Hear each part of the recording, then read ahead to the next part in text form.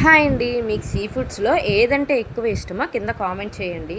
పీతలైతే చూడడానికి భయంకరంగా కనిపిస్తాయి గానీ, దీన్ని వండుకోవడం చాలా ఈజీ అండ్ టేస్ట్ కూడా చాలా బావుంటుంది. నేనిక్కడ 1 కేజీ వరకు పీతల్ని తీసుకున్నాను. నీట్‌గా వాష్ చేసుకొని, పసుపు, ఉప్పు, కారం పట్టించుకొని పక్కన పెట్టుకోవాలి. 1 అవర్ పాటు మ్యారినేట్ చేయాలి.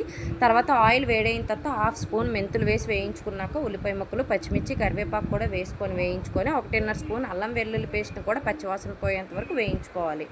టమాటా ప్యూరీని కూడా వేసుకొని పసుపు, ఉప్పు, కారం, ధనియాల పొడి, జీలకర్ర పొడి వేసుకోవాలి. మసాలాలు కొంచెం చూసుకొని వేసుకోండి, ఎందుకంటే మ్యారినేషన్లో ఆల్రెడీ ఉప్పు, కారం వేసుకున్నారు కనుక కొంచెం చూసుకొని మసాలాలని అడ్జస్ట్ చేసుకోండి. తర్వాత పీతల్ని వేసేసుకొని ఒక 6 నిమిషాల పాటు మధ్య మధ్యలో కలుపుతూ మూత పెడుతూ పీతల్ని వేయించుకోండి. దాని తర్వాత 1:30 వరకు మనకి గ్లాస్ వాటర్ పడుతుంది. వేసేసుకొని ఒక 15 మినిట్స్ నుంచి 20 మినిట్స్ ఒకసారి మొత్తాన్ని కలుపుతూ మూత పెట్టుకొని ఉడకనివ్వాలి. ఇప్పుడు దీని మసాలా కోసం 3 లవంగాలు, 3 యాలకులు, 1 ఇంచు దాల్చిన చెక్క వేసుకొని బాగా దంచేసుకోవాలి పౌడర్ లాగా.